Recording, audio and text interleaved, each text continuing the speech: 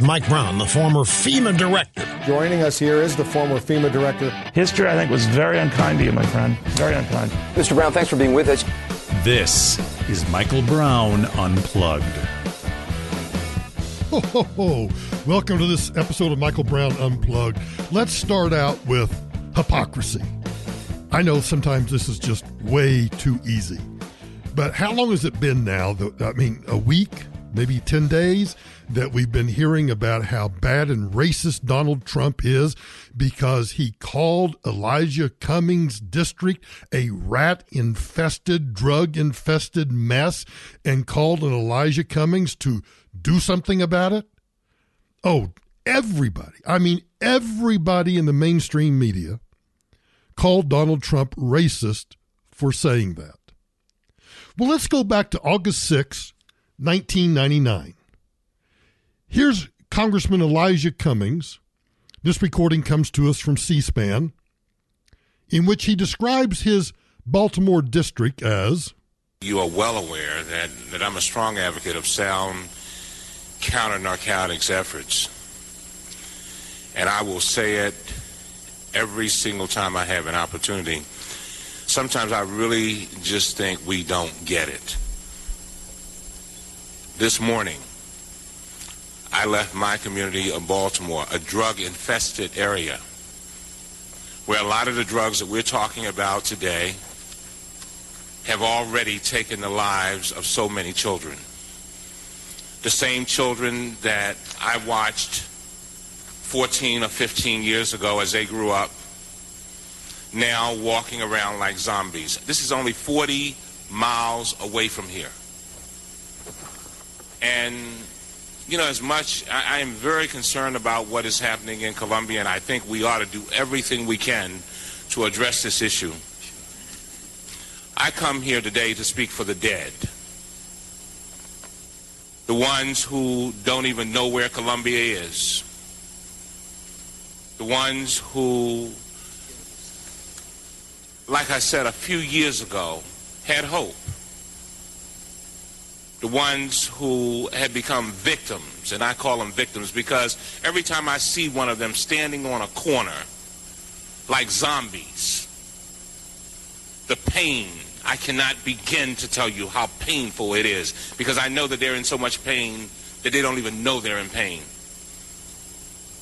And that's why it's so important to me and to my district that we concentrate more of our efforts on treatment. Oh, I cannot tell you how much I love having found this soundbite. 20 years ago, Elijah Cummings refers to his district as drug-infested with zombies. Do you think that anybody in the mainstream media is going to play this soundbite and come back and say, you know what, if we're calling Donald Trump racist for having referred to them as a rat-infested place, are we going to make a distinction between rat-infested and drug-infested? Are we going to make a distinction between rat-infested and zombies? I would love it. You know what? I would gain so much respect if MSNBC or CNN or Fox or anybody else, any of the networks would come back and say, everybody's been calling Donald Trump a racist for what he said about Elijah Cummings' district. Well, let us play for you audio from a hearing on August 6, 1999, in which the same Elijah Cummings, who just berated Donald Trump, also called his district drug-infested, and called the residents of his district zombies. Can you imagine that?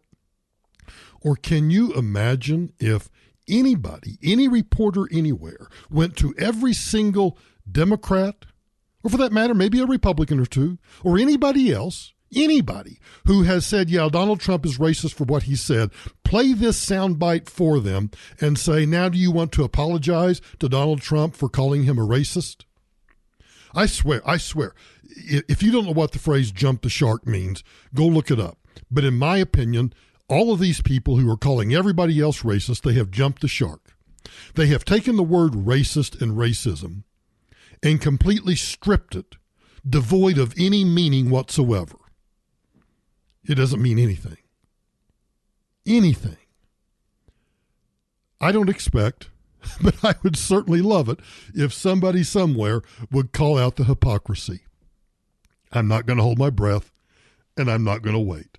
But I couldn't wait to share that soundbite with you. Oh, man. Yes, Elijah Cummings referring to his own district as drug-infested and his own constituents as zombies. I'll be right back. I didn't watch any of Tuesday night's debate, and I didn't watch any of Wednesday night's debate.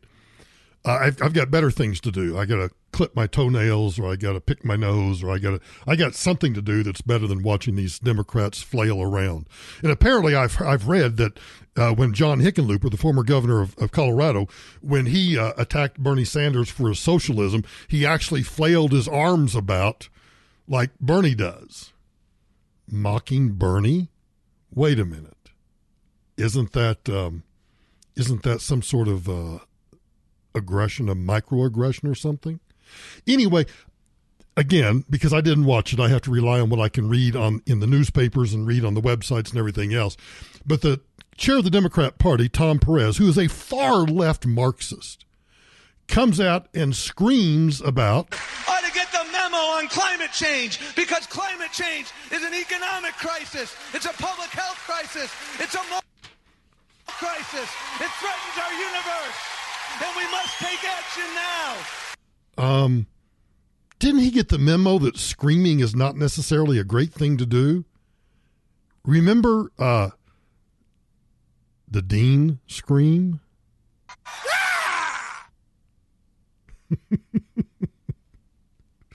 I don't know. It's going to be so much fun between now and when the Democrats finally have their convention and select somebody. I have no idea. At this point, I don't really care. I think they all have their strengths. They all have their weaknesses. It's way too early. The polls are meaningless. All of this is meaningless. We just have to wait till we get further into this. But I do want to address something. Somebody in the Michael Brown Unplugged discussion group or somewhere on Facebook sent me a message and asked this question. It's kind of ironic they asked the question because this same question came up when I was speaking to the Wafano County Republican Party down in Levita last Saturday night about campaign contributions. And the person asked, am I better off giving to, for example, the Republican National Committee, or should I give to the Republican National Congressional Committee, the National Republican Congressional Campaign Committee, the NRCC? That's the committee that is elected at the federal level to elect more members of Congress. And then you have the Republican Senatorial Campaign Committee that is geared toward electing senators. Here's my answer to that. My answer is it depends on how much money you have. If you're a one percenter and you have thousands upon thousands of dollars to give, then yes, go ahead and give some money to the state party, give some money to the national party, give some money to these congressional campaigns and the senatorial campaigns, the committees at the federal level, because here's what they do. They do extra ads, they target races, and they go in and help candidates that they want to see get boosted over. I don't necessarily like these committees because you've heard me talk about, for example, I used the Department of Education when I was talking to the Lincoln Day dinner. I said, think about this. A tax dollar, $1 that the IRS collects, the IRS has to pay their people to collect that dollar. So that dollar gets, and just round numbers, I have no backup for these figures, but let's just say that $1, by the time the IRS pays their people to collect that dollar, 5 or 10 cents is lost to the IRS paying their costs.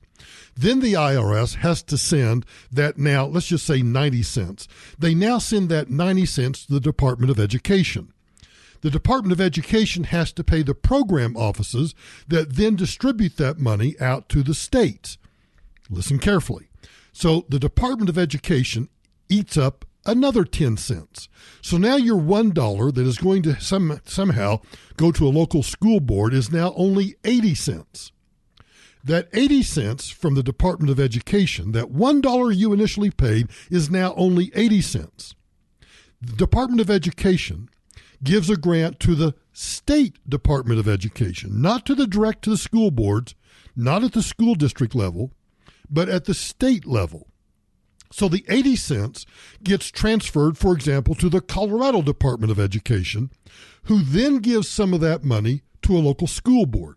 Well, you have to pay the bills at the State Department of Education, so that eats up, and let's just be generous and say that only eats up 5 cents. So now 75 cents of your $1 that you paid in taxes that eventually gets paid to a local school board is only 75 cents. And when I use that example at the Lincoln Day dinner, somebody shouted out, you're being generous, it's going to be much less than that. To which I laughed and said, that's probably correct. It's probably only going to be 70 cents or 60 cents or 50 cents by the time it actually gets to somebody. Well, here's the dirty little secret. The same is true for these national parties and for the state parties. So if you give $1 to the national party or to the congressional campaign or to the senatorial campaign committees, they have to pay their overhead. They have to do what they do. So your $1 gets eaten up by them, and so they end up only spending 75 cents or 70 cents or whatever it might be on a particular candidate. So if you're wealthy and you've got a whole boatload of money to spend, sure, if you want to send some to the RNC or you want to send some to the Congressional Campaign Committee or the Senatorial Campaign Committee, that's great. Power to you. I can't tell you not to do that. But here's what I can tell you.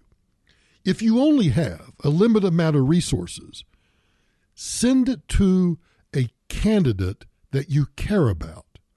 And that doesn't necessarily mean a senatorial candidate or a congressional candidate. Everybody bitches about education.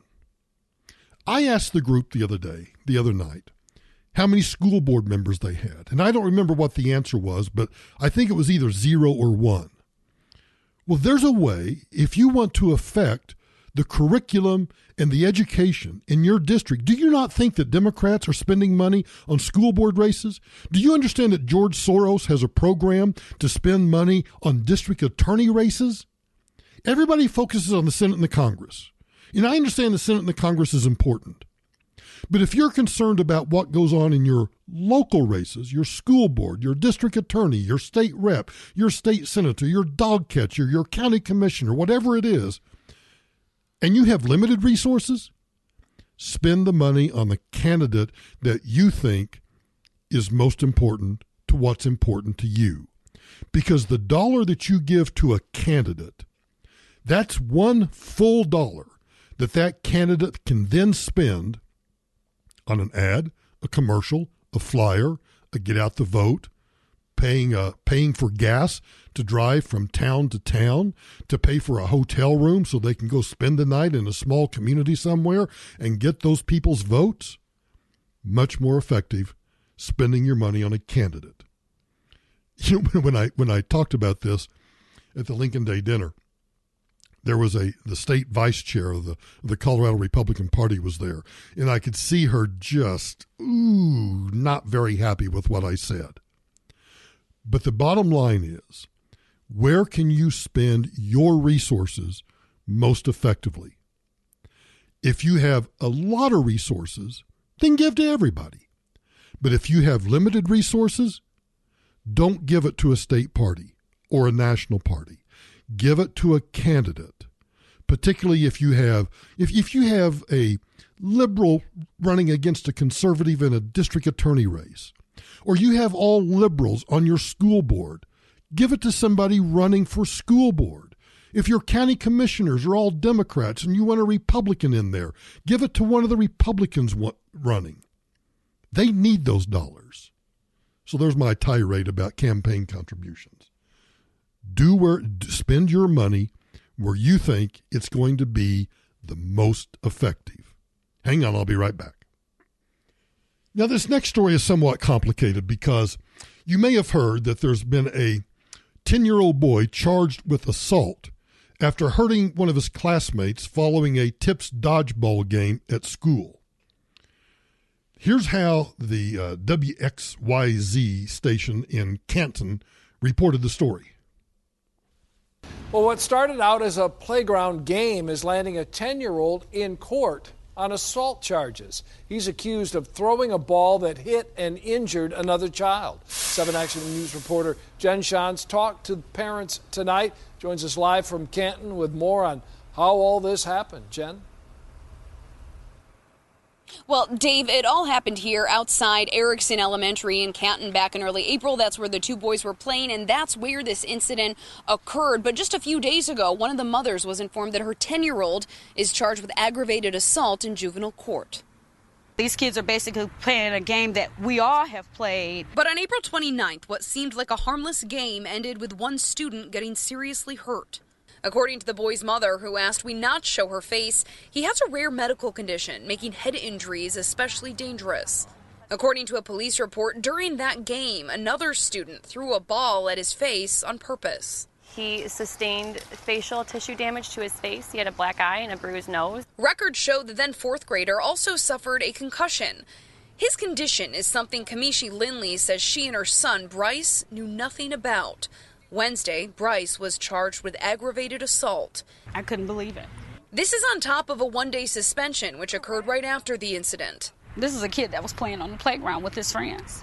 I tried not to let it get to this point. This mother claiming her son had been hurt before and that she reported it to the school. My son was hit twice in the face with a ball previously due to this, and the child apologized to my son, and he said, "Mom, it's okay. We're still going to be friends." I'm unaware of any of those situations. Sorry that her child got hurt. I'd be sorry for any child that got hurt. Lindley wishing that this could be solved in the classroom and not in court. Both mothers are telling me that this has really affected both of their children's ability to look forward to the coming school year. They're going into the 5th grade. Meanwhile, this case will be in juvenile court August 1st for a pretrial hearing. Live in Canton tonight, Jen Shantz, 7 Action News. Yeah, sad for both of those families. Thank you, Jen. It is sad for both of those families. And I really think that in this case, it's overreach, and it shouldn't be handled in juvenile court. It shouldn't be handled in the legal system at all. But here's what else you need to know about this. If you freeze frame the video of where this took place when they get to the police report, it's made clear that the kid did it on purpose and that he had done it before. But because the kid that kicked the ball or threw the ball is black, and the kid that was hurt is white, it's attracted the attention of people like Tariq Nasheed and D.L. Hewley, who think that it's being pursued solely because the kid is black, that it was the so-called aggressor, and the kid that was hurt was white. And, of course, the argument's being made that if the races had been reversed, then the case wouldn't be pursued. I have no idea whether that's true or not, because I don't know enough about the background of the case. Even if, and here's my argument, these are 10-year-olds. 10-year-olds can be a-holes. And I know that because Tamara has never violated the confidences of kids that she's had to counsel, but she's told me the circumstances. And she'd be the first to admit that like 10-year-old girls can really be bitches and 10-year-old boys can really be a-holes. And when she tells me some of the things that they do, I think to myself, it's a good thing I'm not a counselor or that I'm not a principal or I'm not a teacher, because then I'd probably be in jail. But my argument is simply this.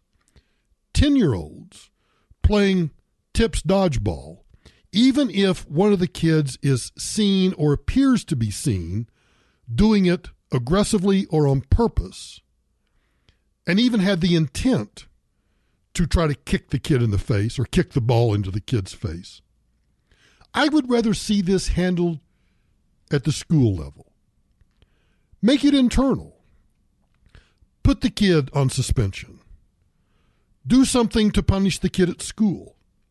What is going to be accomplished by charging this kid with assault after hurting this classmate? You heard the mother of the child who was even hurt, that she didn't want it to get that far. Now, I don't know what that means, and I don't know what she could have done to have stopped it, and I don't know what she may have done to push it this far.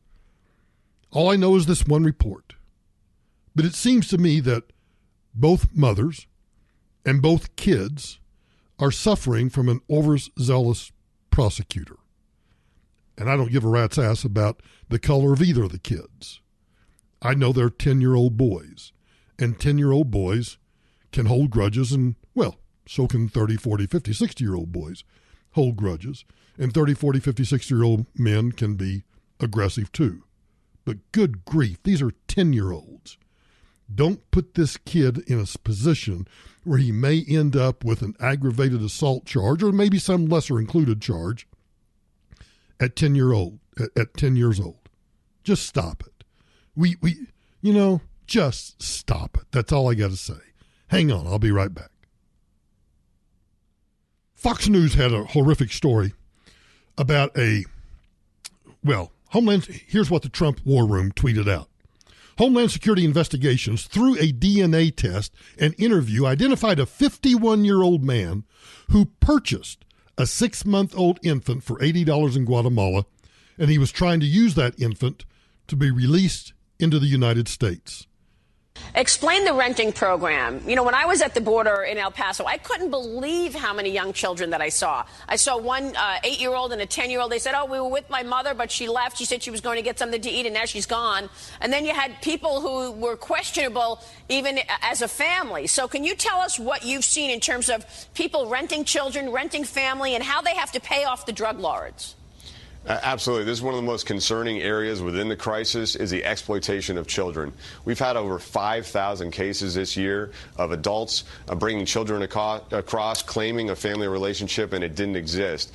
Some of that could be simply bringing a child for a friend who's already here in the U.S., but more nefariously, we've seen cases where children are used multiple times by different adults. We call it child recycling to come across. We've seen human trafficking, and in probably the most egregious case that we've seen this year, Homeland Security investigations through a DNA test and an interview identified a 51-year-old man who purchased a 6-month-old infant for $80 in Guatemala, and he was trying to use that infant to be released into the United States. Completely unacceptable, horrific. That is horrific. It is horrific. And you know who we need to blame? Both Democrats and Republicans. This is a situation where the failure, now you know that I don't like bipartisanship, and I think bipartisanship is way overrated. But I think in this case, both parties are to blame because both parties have staked out these extreme positions that we're not going to do anything, but we're just going to completely shut down immigration. Well, I don't think anybody wants to completely shut down immigration. That's a talking point. And the Democrats want open borders. Now, I happen to believe that the Democrats really do want open borders, and they just want anybody and everybody to be able to come through. But you know, Republicans had an opportunity. Prior to the 2018 election, you may or may not remember, but Republicans control both the House and the Senate. Oh, and by the way, they control the White House too. So we had two of the three branches of government, the two that, well, I don't want to say that count because I think all three branches count, but in terms of passing legislation and executing and administering legislation, we had the opportunity, despite narrow margins, particularly in the Senate, we had the opportunity legislatively to pass a fix, and Republicans didn't do it. So why do I think that there's a chance in hell that they're going to do it now, particularly before an election, when Democrats, they believe that they're going to take back the Senate and get a bigger majority in the House, and they think they're going to control the White House too. I think they're smoking some really lousy Colorado dope, but what do I know? What do I know? What I do know is this. On the border, there is a humanitarian crisis. The border is destroying this republic. Unless and until both parties do something about it, we're screwed. I'll be right back. So a couple of quick things just to show you kind of how absurd everything is in the silly season of politics. The Babylon Bee, which is a conservative satirical news site, if you've never read the stories from the Babylon Bee, you really need to do so. But even the satirists at the Babylon Bee have a limit to jokes. And the attempts by Snopes. Now, you know what Snopes is. Snopes is that left-leaning so-called fact-checking site that has partnered up with Facebook. Well, the attempts by Snopes to fact-check the Babylon Bee's humor doesn't qualify as a joke to the Babylon Bee. So they sent a message to subscribers yesterday. The Babylon Bee has declared that Snopes is attempting to exploit its position as a Facebook partner to try and deplatform the conservative satire site. So in response, the Babylon Bee has decided to sick their very real and their very non-humorous lawyers against the urban legend site to put an end to the harassment. It's about time that we start litigating these kinds of things. And the other thing I want to talk about real quickly is California. Gavin Newsom, the left-wing Marxist former mayor of San Francisco, has decided that California is going to trump the U.S. Constitution. Now, the Constitution sets forth the requirements to be president that are based on three simple things: age, citizenship, and residency. But laws do allow states to establish rules to limit ballot access, such as requiring filing fees and gathering signatures. In addition, the new California law only applies to the primary election, not the general election, so I think on that basis it's probably going to fail constitutionally. But here's what California is doing. California is going to require presidential candidates to hand over their tax returns in order to appear on the state's primary election ballot, setting up a likely, well, not likely, it's going to set up a, you can bet your fanny on it, a legal conflict with President Trump over his continued refusal to disclose any tax documents. Under a law signed by Gavin Newsom, candidates must turn over 5 years of tax returns at least 98 days before the March 3 primary. The state would then release a redacted version of the documents. I think it violates the Constitution. We'll see. But good grief, what's next? Requiring candidates to release their health care records, requiring candidates to disclose divorce records or, anything else that might be sealed somewhere? Good grief. The Trump derangement syndrome is truly infecting just everybody on the left. It's fascinating to watch and kind of disgusting at the same time. It's like looking at some sort of I have a friend who he's a radio host. Actually, I shouldn't call him a friend because he refused to give me some advice about something one time. But anyway, he loves to get photographs of scabs and rashes and stuff like that. And I think the Trump derangement syndrome must be like looking at a really ugly scab or, like a cracked bone sticking out of the skin. Ugh. Anyway, Trump derangement syndrome in full view in California. I'll be right back. We haven't heard from Alexandria Ocasio-Cortez in quite a while. But she was on some radio program, and I don't know what the name of the program is, and quite frankly, I don't care what the name of the radio program is. But she said some things that I thought were really fascinating. Not necessarily correct, but fascinating. Let's go through it. I'm going to stop and start this about less than 2 minutes. But I want you to think about what she says. There's this conversation that gets started, and frankly, it's advanced by the right wing. Is that if you engage in any critique, that must mean that you are against the existence of a nation. But we don't engage in any other country like that. Mm-mm. We don't talk about the UK like that. We don't talk about China like that. We don't talk about the United States. We don't talk about, if you critique any other country, they don't say, do you believe in Britain's right to exist? And now she's obviously talking about Israel. And as an example of calling out her critique of Israeli policies and the whole Palestinian issue, she tries to draw a parallel and say, but this is a right-wing tactic that if you criticize Israel, you immediately ask whether or not you believe in the right of Israel to exist. And that's just a false argument because nobody ever asks if the United Kingdom has a right to exist, or France or Germany or any other country. If you criticize those countries, nobody ever asks, well, do you believe that they have a right to exist? This woman is dumber than a box of rocks.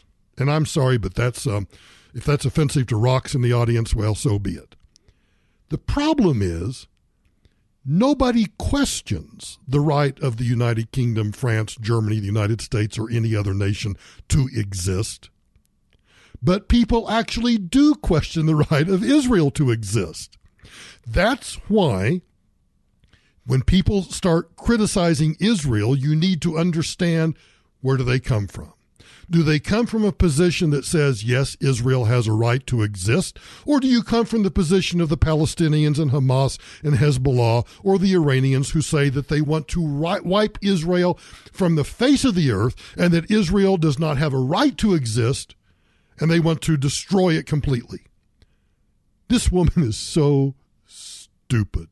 Understand that there's a very deep history. There's a reason why we ask that question when it comes to Israel, because Jewish people have been persecuted throughout all of human history.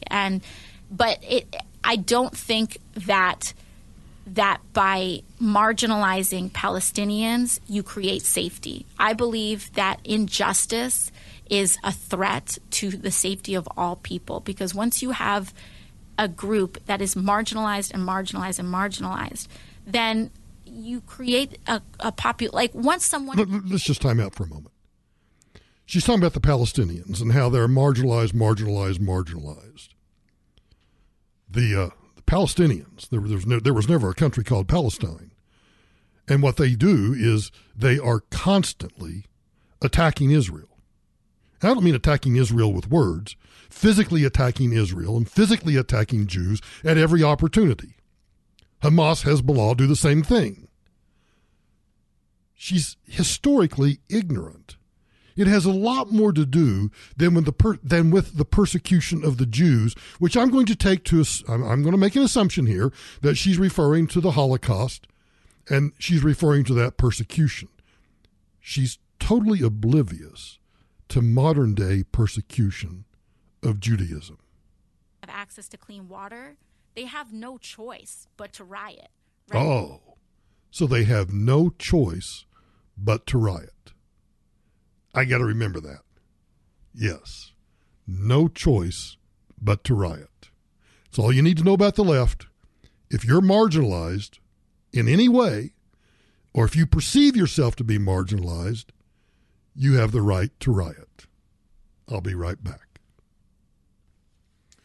Sometimes I'm simply amazed at Republicans. I shouldn't say the Republican Party, because that would be too much of a generalization. But I'm sometimes amazed at Republicans who claim to be conservative, who believe in individual liberty and freedom.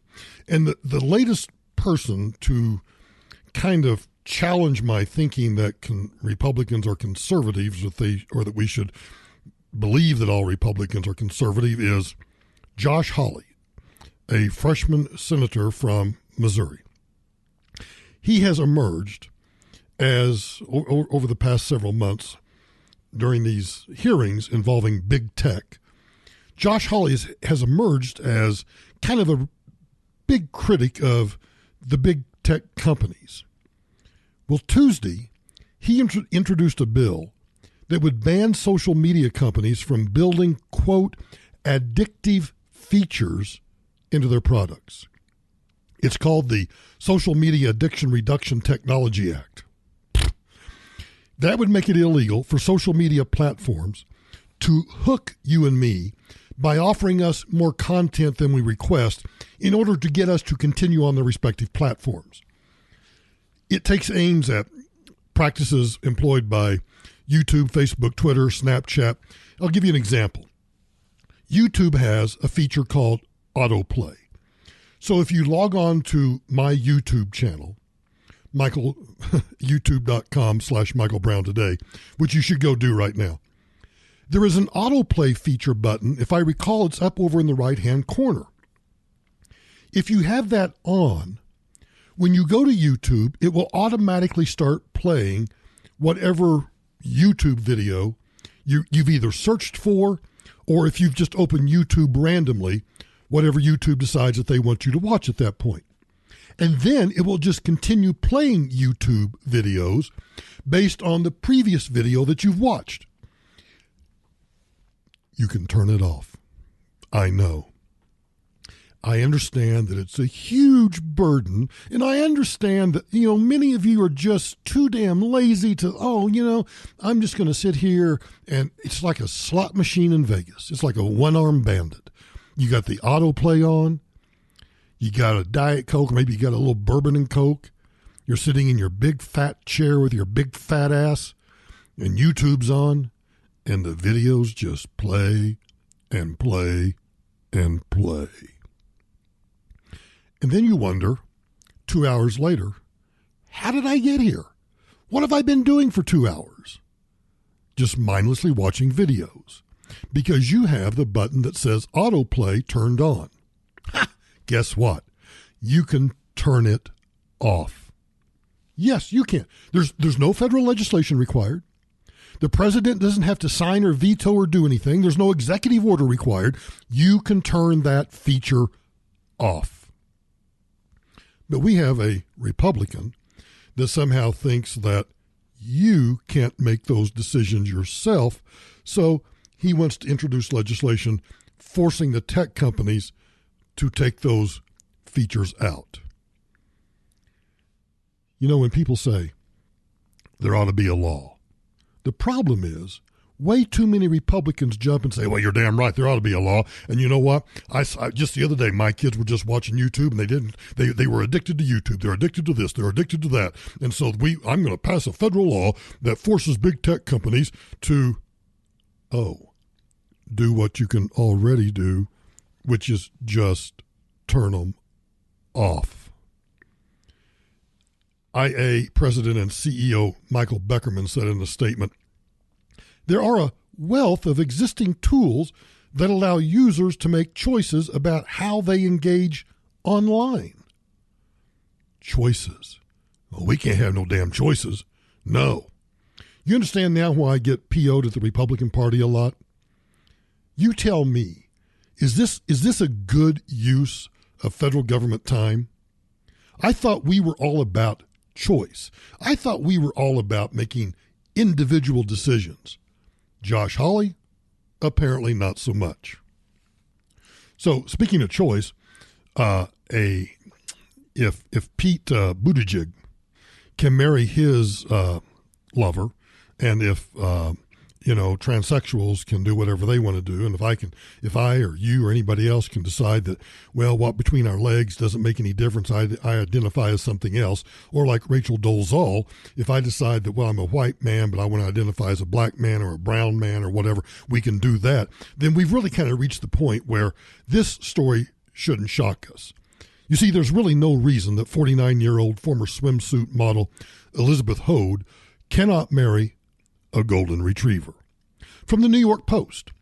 After a slew of unsuccessful dates over the years, some 221 she recalls, and giving birth to a son, now 25 years old, Hoad decided the only man she could count on was her loyal golden retriever named Logan.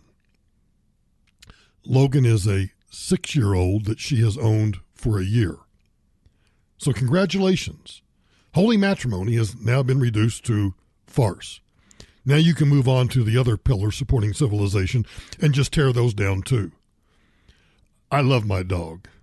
I ain't marrying my dog. Thank you, Addy. Thanks, Andy.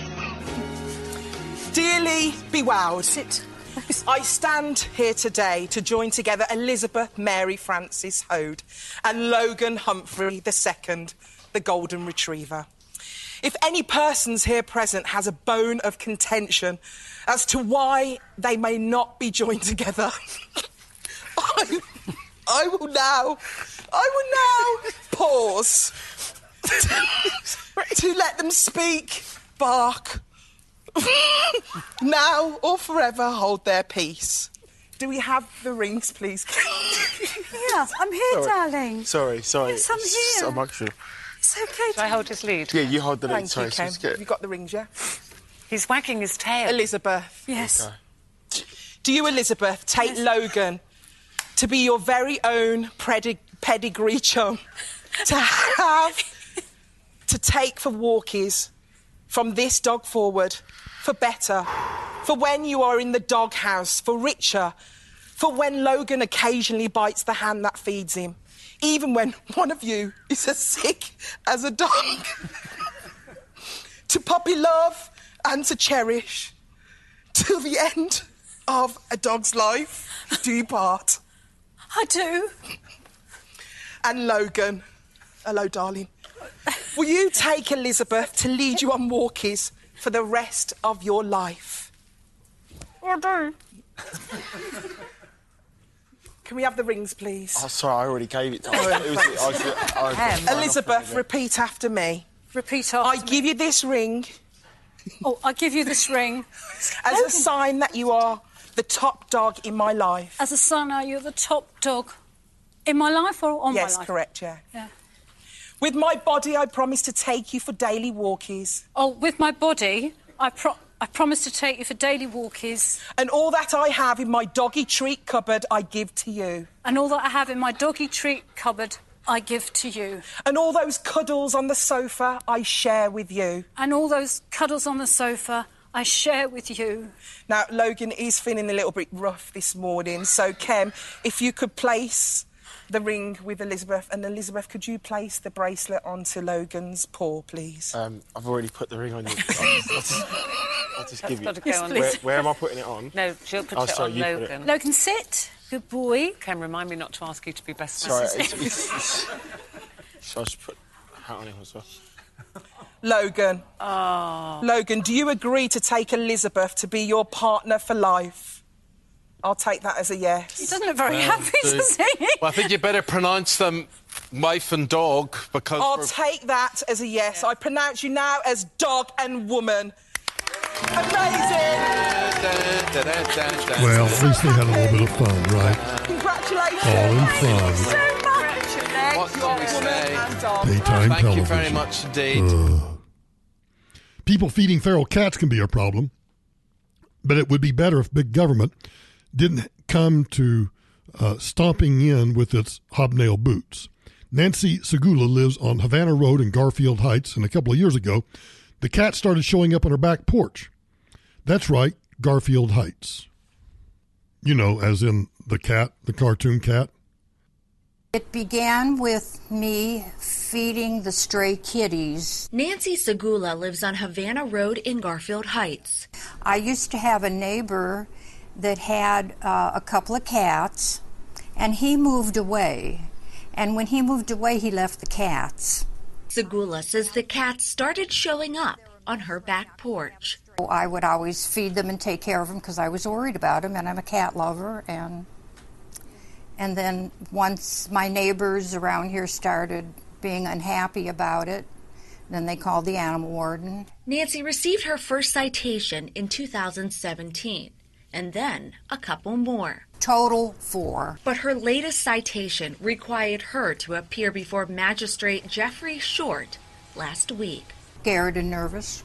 Who sentenced her to 10 days in the Cuyahoga County Jail. I couldn't believe my mom was telling me that for what she's doing out here, feeding some stray animals, she gets 10 days in the county jail. I couldn't believe it.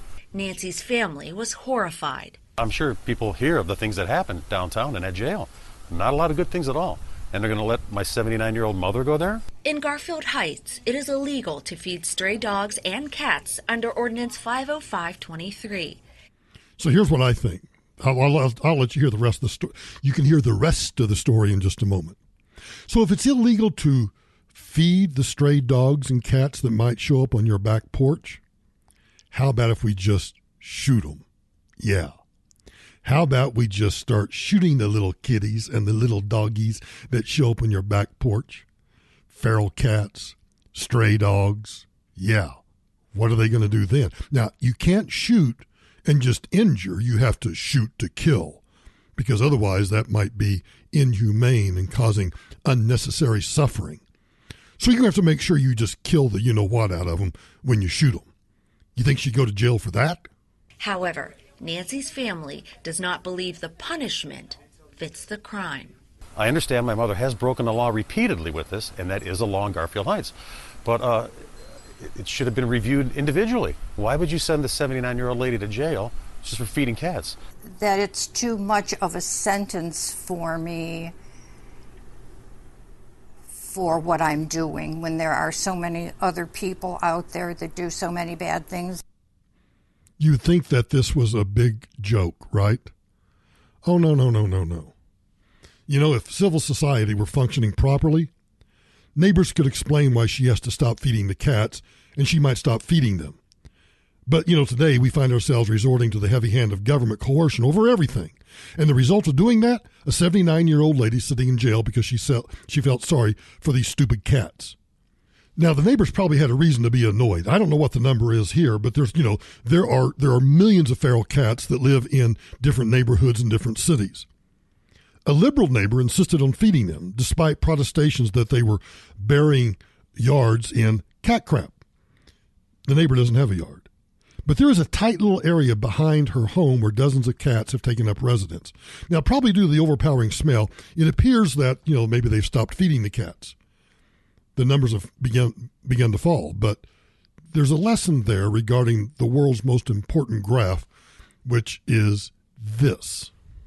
The UN World Population Prospects for 2019 revised, graph by Stephen Saylor from UN Data. What's the highest growth pattern in world population? Sub-Saharan Africa. North Africa and West Asia are barely growing, and European nations, Western civilized nations, are showing a population decrease. Because what do? Well, we just have open borders, and we jail 79-year-old women for feeding feral cats. Unbelievable. Hang on, I'll be right back. Well, 2020 is less than 6 months away. You better enjoy life while you can. Because as we know, the British newspaper The Guardian told us in 2004, 15 years ago, that next year, 2020, doom is going to be our reward for continuing to make use of fossil fuels, without which we could not sustain more than a small fraction of the current population, and for failing to submit to centralized socialist rule, which of course is what the Democrats are trying to do, and which the new Green Deal will do. The war must reveal the contents of a, quote, secret report that was apparently suppressed by U.S. defense chiefs. The Guardian reported, major European, remember, we're only 6 months away from this, so I'm not trying to start a panic, but I'm just suggesting you might want to get your go bag, your bug out gear ready because, well, we're facing doom in less than 6 months. Back in 2004, The Guardian reported major European cities will be sunk beneath rising seas as Britain is plunged into a Siberian climate by 2020. The same Europe that's suffering under record or at least hot temperatures because it's summer. Nuclear conflict, mega droughts, famine, and widespread rioting will erupt across the world. As early as next year, widespread flooding by a rise in sea levels will create major upheaval for millions of people. Hang on a minute, let me check my calendar. The flooding was supposed to happen 14 years ago. But instead of major upheaval, all we have are doctored temperature data suggesting that the climate might be continuing to, fluctuate like it's always fluctuated. The Guardian went on to say, climate change should be elevated beyond a scientific debate to a U.S. national security concern, say the authors Peter Schwartz, CIA consultant and former head of planning at Royal Dutch Shell Group, and Doug Randall of the California-based Global Business Network.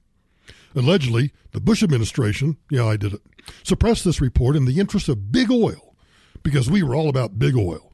Big oil told us to jump and we asked how high. Paper continues. Already, according to Randall and Schwartz, the planet is carrying a higher population than it can sustain. Oh, go back to that graph. And they're all coming from sub-Saharan Africa. Already, this paper says, according to Randall and Schwartz, the planet is carrying a higher population than it can sustain. By 2020, 6 months away, catastrophic shortages of water and energy supply will become increasingly harder to overcome, plunging the planet into war. Oh, so it's climate change that's going to plunge us into war. I thought it was that guy named Donald John Trump that was going to plunge us into war. Now, I don't know. Should we wait until after 2020 has come and gone uneventfully? Or can we just burst out laughing at these outrageous lies right now? I don't know. I'll come back in 6 months and see if you're still there. I think I'll still be here. Hang on. Oh, I got to check the temperature. I'll be right back. This week is the birthday of Milton Friedman, a hero of mine. He would be 107 years old this week. Over at ammo.com, they've got a really nice tribute. It reads, in part, Milton Friedman is the godfather of American conservative libertarianism. He was, at a time when it was deeply unfashionable in official circles, a fierce critic of Keynesian economics. He was a leader of the second generation of libertarian economists to come out of the University of Chicago. Capitalism and Freedom is the book that eventually brought him popular acclaim. In that book, he argues for a classically liberal society where free markets solve problems of efficiency. Using the United States as an example, he argues for free markets on the basis of both pragmatism and philosophy. He concludes the book with an argument that most of America's successes are due to the free market and private enterprise, while most of its greatest failures are due to government intervention. Now, these great failures, I might add, would include the Great Depression, which Friedman attributed to the Federal Reserve, which, by the way, yesterday lowered the Fed rate, the overnight loan rate, to 2 to 2.25%. Part of which is because they fear inflation and they fear that there are some headwinds in front of us, which may or may not be true. But nonetheless, the Fed's trying to do whatever they can in manipulating money policy and blah, blah, blah, blah. Friedman's eloquently expressed opposition to the jackbooted thugs of big government intrusion was really an inspiration to the conservative movement that brought us Barry Goldwater and Ronald Reagan. And although he supported a negative income tax, in general he was a valuable friend to economic liberty and an opponent of government overreach. So let's listen to this classic Friedman takedown of Phil Donahue on the subject of capitalism. Here's my question. When you see around the globe the maldistribution of wealth, the desperate plight of millions of people in underdeveloped countries, when you see so few haves and so many have-nots, when you see the greed and the concentration of power within, did you ever have a moment of doubt about capitalism and whether greed's a good idea to run on? Well, first of all, tell me, is there some society you know that doesn't run on greed? You think Russia doesn't run on greed? You think China doesn't run on greed? What is greed? Of course, none of us are greedy. It's only the other fellow who's greedy. The world runs on individuals pursuing their separate interests. The great achievements of civilization have not come from government bureaus. Einstein didn't construct his theory under order from a bureaucrat. Henry Ford didn't revolutionize the automobile industry that way. In the only cases in which the masses have escaped from the kind of grinding poverty you're talking about, the only cases in recorded history are where they have had capitalism and largely free trade. If you want to know where the masses are worst off, it's exactly in the kinds of societies that depart from that. So that the record of history is absolutely crystal clear that there is no alternative way so far discovered of improving the lot of the ordinary people that can hold a candle to the productive activities that are unleashed by a free enterprise system. But it seems to reward not virtue as much as ability to manipulate the system. And what does reward virtue? You think the communist commissar rewards virtue? You think a Hitler rewards virtue? You think, excuse me, if you'll pardon me, do you think American presidents reward virtue? Do they choose their appointees on the basis of the virtue of the people appointed or on the basis of their political clout? Is it really true that political self-interest is nobler somehow than economic self-interest? You know, I think you're taking a lot of things for granted. And just tell me where in the world you find these angels who are going to organize society for us. Well, I don't even trust you to do that. Where are the angels that are going to organize society for us? Well, I didn't see them, but I heard about them. And apparently those angels are having or have had a couple of debates this week. And most, if not all of them, want to organize society for us. That's the problem with the Democrat Party. They have finally shown in this week, the week of Milton Friedman's birthday, they have shown us their true colors. and that is a centralized, planned economy with all of the angels in government. To which I say, no thanks. Okay, let's get a couple of taxpayer relief shots in. Of course, we go to Escambia County, Florida. Home invasion overnight in Ferry Pass left the home invader dead. The homeowner says he had no choice but to shoot him. Channel 3's Corus Nylander spoke to that homeowner about what happened and joins us now live from Lawton Street, just off Olive Road. Corus. The shooting happened at this blue home just down this driveway here just before 1 o'clock this morning. The homeowner still rather shaken up, as you can imagine, but he says he's confident he did what he had to do to protect himself. It was through this bedroom window an intruder made his way into this Ferry Pass home early Tuesday morning before being shot and killed by the homeowner. I'm just glad my daughter wasn't here. We talked to the homeowner, who doesn't want to be identified. He showed us the shattered window. There's a big old bookcase right there, and just knocked everything over. And described what led to the deadly shooting. He left from my front door and came through the bedroom window, knocked everything around, and then slapped me and woke me up.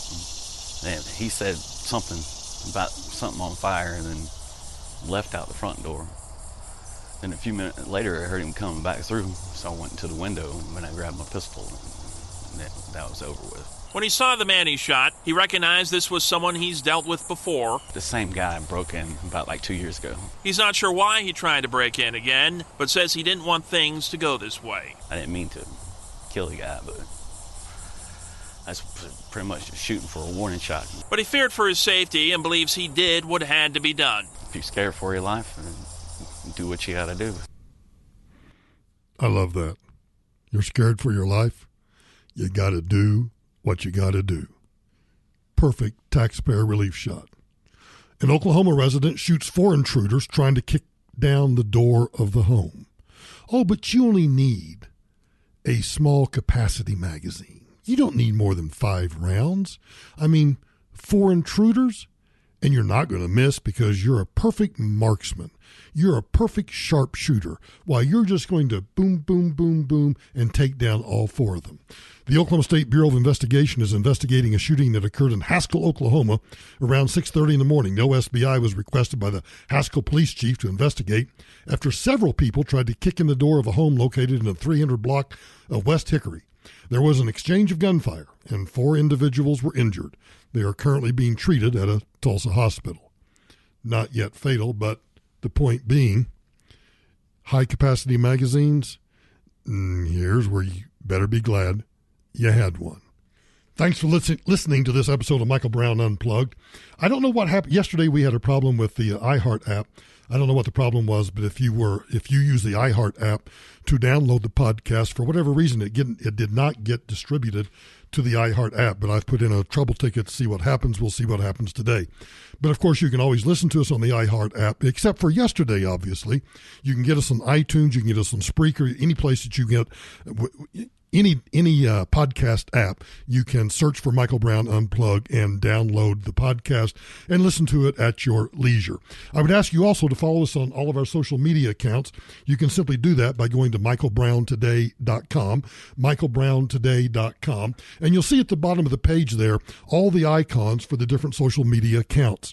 In particular, I'd like to draw your attention to Facebook, because we've got, gosh, I think at 268, almost 300 some members in the discussion group that is on the page. So you have to go to facebook.com/Michael D. Brown, and you have to like that official fan page, that official page for Michael D. Brown. And then over there, you'll see the discussion group, and you ask to join. And once you ask to join, then either myself or Steve, my executive producer, will look to see if you're a troll or you're a real human being. And then we will most likely put you in the discussion group. I ask you to join that and to do that because, as I said earlier in the week, I talked about the 9/11 Victims Fund, and I was really curious what people thought about my take on that fund. And several of you have replied and left comments. And if you haven't heard that, because I do know that some people don't listen to the podcast for a day or two after it's published, if you've just now heard my discussion about the 9/11 Victims Fund, I'd really like to know what you think about it. It's a touchy subject, and it's a subject that I did not talk about until all the dust settled and the president had signed the legislation into law before I talked about it. And I just simply did that because emotions were too raw, and I wanted it to be over with before I talked about it. So if you haven't heard that, I think that was on Monday that I talked about the 9/11 Victims Fund. And then if you want to comment on that, you can do it at facebook.com/Michael D. Brown, like the page, and then ask to join the discussion group. And of course, you can follow me on Twitter at Michael Brown USA. I notice a lot of you listen every day on YouTube. That's youtube.com/Michael Brown Today. So you can find all of that simply by going to my website, michaelbrowntoday.com. Thanks for listening today, and I'll talk to you tomorrow.